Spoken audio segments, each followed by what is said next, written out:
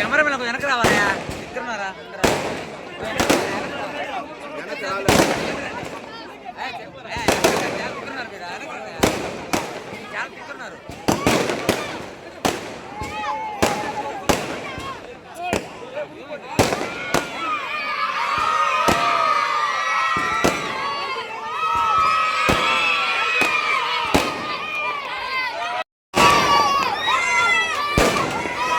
Mobile నుంచి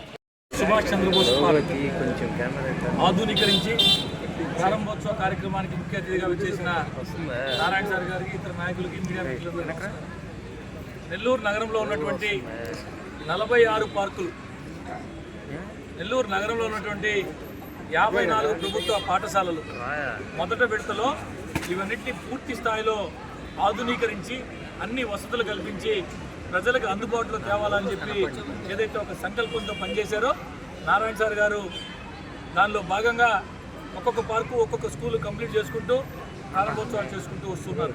అందులో భాగంగానే ఈరోజు నెల్లూరు నగరంలోని పప్పుల వీధి పార్కులందరి నేతాజీ సుభాష్ చంద్రబోస్ పార్క్ని ప్రారంభించుకోవడం జరిగింది. ఇకపోతే విఆర్ హై స్కూల్ ఇందాకే నారాయణ సార్ గారు అక్కడి నుంచి వచ్చారు. బహుశా రాష్ట్రంలోనే ఎక్కడా లేదు, నాకు తెలిసి దేశంలో ఉంటుందో లేదో కూడా నాకు తెలియదు.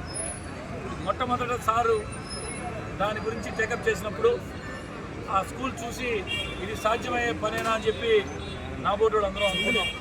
కానీ అతి త్వరలో మరొక వారం 10 రోజుల్లో ప్రారంభమవుతున్నటువంటి ఆ స్కూల్ చూస్తే ఒక్కసారి ఆశ్చర్యం వేస్తుంది.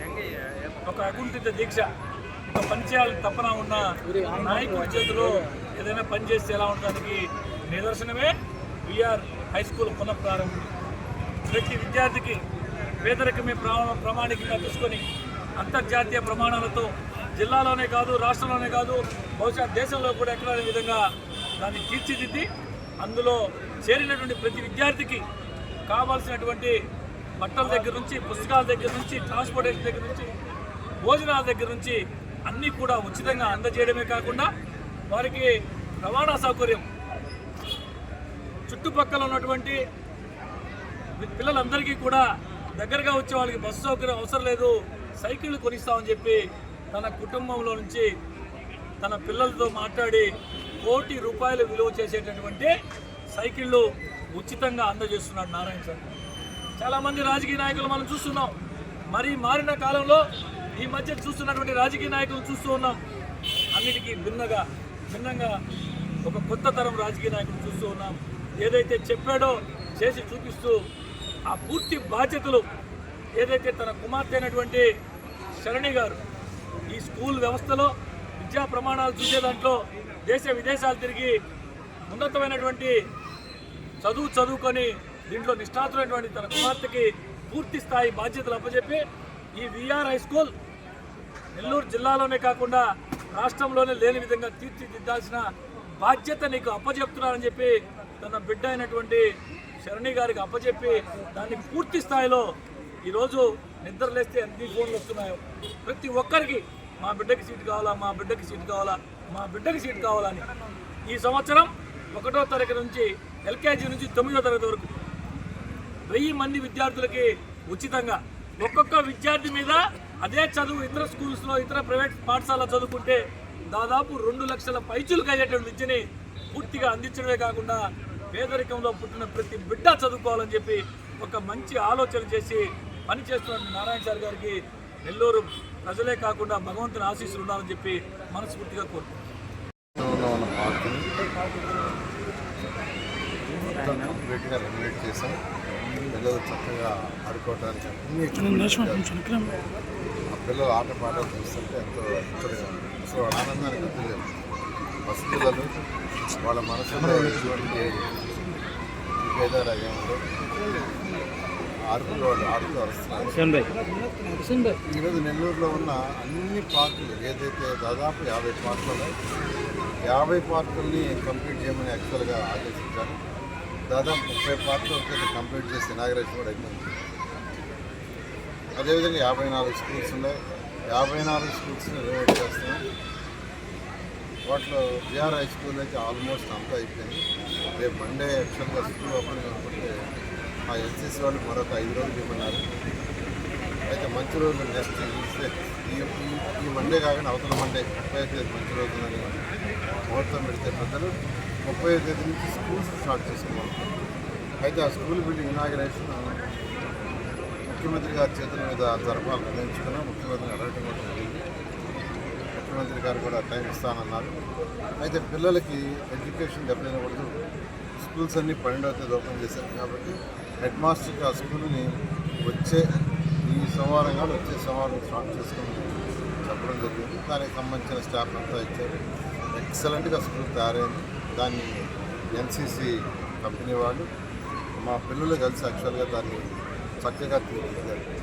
ఇదే 3 నెలల క్రితం యాక్చువల్గా ఆ స్కూల్లో పోతే కంపల్లో పొదల్లో పోయాం. పోతూ ఉంటే పావులు ఉండే పోవద్దన్నారు. అలాగా తయారు చేశారు గత ప్రభుత్వం. ఆ స్కూలు నెల్లూరు నడిబొడ్డులో ఉంది. 54 డివిజన్ సెంటర్లో 125 సంవత్సరాలు చరిత్ర కలిగిన స్కూల్. ఎంతోమంది ఆ స్కూల్లో చదివి ఎంతో ఉన్నత స్థితికి పోయి దేశ విదేశాల్లో ఉన్నారు. నేను కూడా ఆ స్కూల్లో చదివాను. అదే కాలేజీలో చదివాను. ఆ కాలేజీలో ఉద్యోగం చేశాను. కానీ గత ప్రభుత్వం దాన్ని మూసేస్తే నిజంగా బాధేస్తుంది. మొన్న ఎలక్షన్స్ ముందే నేను చెప్పాను ఆ స్కూల్ని ఓపెన్ చేస్తానని. అన్న ప్రకారమే మాట ప్రకారమే హై క్వాలిటీగా ఇంటర్నేషనల్ స్టాండర్డ్లో చేశాను. ఆ స్కూల్లో మ్యూజిక్ రూమ్ ఉంది, డ్యాన్స్ రూమ్ ఉంది, పెయింటింగ్ రూమ్ ఉంది, రోబోటిక్ రూమ్ ఉంది, కంప్యూటర్ రూమ్ ఉంది, యాక్టివిటీ రూమ్ ఉంది. చిన్నపిల్లలకు ఉండాల్సిన ఎక్విప్మెంట్ మొత్తం ఉంది. చక్కగా పిల్లలు ఆడుకోవడానికి high quality of play grounds ఏర్పాటు చేశాం. హై క్వాలిటీ ఇలా ఒక ఇంటర్నేషనల్ స్కూల్లో ఏదైతే ఉందంటే దానికి చక్కగా అడ్మిషన్ కూడా దాదాపు 5,000 మంది అడిగారు. అయితే ఒక 1,100 మందికి మాత్రం ఇవ్వగలిగిన సంవత్సరం. వచ్చే సంవత్సరం మరొక 1000 మందికి ఇస్తాం. స్కూలు ఏ స్కూల్ అయితే నేను తయారు చేశాను, నేను చదివిన స్కూలు, ఆ స్కూల్ని డిఎస్ఆర్ అనే కన్స్ట్రక్షన్ కంపెనీ యజమానికి యాక్చువల్గా సూచించారు సుధాకర్. ఆయన కూడా దాన్ని చూసిన వెంటనే నేను కూడా ఒక స్కూల్ తీసుకుంటానని మోలాపేట గర్ల్స్ హై స్కూల్ తీసుకుని ఇదే విధంగా తీర్చిస్తున్నారు. వారికి ప్రత్యేకంగా ధన్యవాదాలు తెలియజేస్తాను. అదే కదా వేమిరెడ్డి ప్రభాకర్ గారు తీసుకొని చూపించారు. ఆయన చూసి నేను కూడా స్కూల్ చేస్తానని ఆర్ఎస్ఆర్ సూచిస్తున్నాను. ఇట్లా నెల్లూరులో చదువుకొని ఉన్నత స్థితికి పోయిన ప్రతి ఒక్కరు రిక్వెస్ట్ చేస్తాను. మనందరూ తలా ఒక స్కూల్ చేస్తే పేదల నిరుపేదలకి మంచి ఎడ్యుకేషన్. ఈరోజు ఆ స్కూల్లో మెజారిటీ అడ్మిషన్లు ఎవరు తీసామంటే పాసిబుల్ చేసుకునే తల్లుల బిడ్డలకి, తండ్రి లేని వాళ్ళకి, తల్లి లేని వాళ్ళకి, పేదలు నిజంగా ఎంతో ఆనందం. ఇలా ఈరోజు నెల్లూరుకి ఏదైతే సోషల్ ఇన్ఫ్రాస్ట్రక్చర్ స్కూల్స్ కావచ్చు, పార్కులు కావచ్చు, ఇవి చేస్తూ ఏదైతే 14-19లో టేకప్ చేసామో యూజిడి అండర్గ్రౌండ్ డ్రైనేజ్ కానీ లేదు డ్రింకింగ్ వాటర్ 2 ఒక సర్వీసులు ఉన్నాయి. మరొక 1 మంత్లో కంప్లీట్ అవుతాయి. స్వచ్ఛమైన వాటర్ వస్తుంది. అప్పటిదాకా కొద్దిగా ఇబ్బంది ఉంటుంది, ఓర్చుకోండి. ఖజానా ఖాళీ, ఖజానాలో డబ్బులు లేవు. 10 లక్షల కోట్లు అప్పు చేసి వెళ్ళాడు ఆయన. మీరు కట్టే ట్యాక్స్లు అప్పటికే సరిపోతుంది. నెల్లూరులో రామిరెడ్డి కెనాలు, ఉయ్యాల కెనాలు, తర్వాత మల్లప్ప కాలువ, ఈ కెనాల్స్ని ఆధునీకరిస్తానని చెప్పాను ఎలక్షన్ ముందు. దానికి 50 కోట్లు ముఖ్యమంత్రి గారికి బడ్జెట్లో పెట్టించాను. ఫైల్ కూడా ఫైనల్ స్టేజ్లో ఉంది. బహుశా వారంలో దాని యొక్క అప్రూవల్ వస్తుంది. బడ్జెట్లో అయిపోయిందంటే ఒక వచ్చేస్తుంది. సో ఈ నెలాఖరాకు కానీ నెక్స్ట్ మంత్ ఫస్ట్ వీక్లో కానీ దానికి కూడా టెండర్లు పిలిచి ఈ 3 కాలువల్ని ఆధునిక 2 పక్కల రీట్మెంట్ కాంక్రీట్ వాల్ కట్టి పైన స్లాబ్ పెట్టింది. ఎందుకు స్లాబ్ అంటే అండర్ గ్రౌండ్ డ్రైనేజ్ చేసినప్పుడు దోమలు లేకుండా ఉండాలంటే ఆ కెనాల్ మీద కూడా కవర్ ఉండాలి. ఈ విధంగా నేను నెల్లూరు ప్రజలకు ఒకటే చెప్పేది, 1 by 1 చేసుకుంటూ వస్తాను. కొద్దిగా వదిలి పట్టండి. 14-19 లాగా ఖజానా ఉంటే ఇవరికి అన్నీ చేసేస్తాం. ఈ 1 yearలో ఖజానా లేదు, అప్పుల పాలు అయిపోయింది రాష్ట్ర ప్రభుత్వం. అయినా ముఖ్యమంత్రి గారికి ఉన్న అపారాలతో నేను 1 by 1 తీసుకొస్తున్నాను.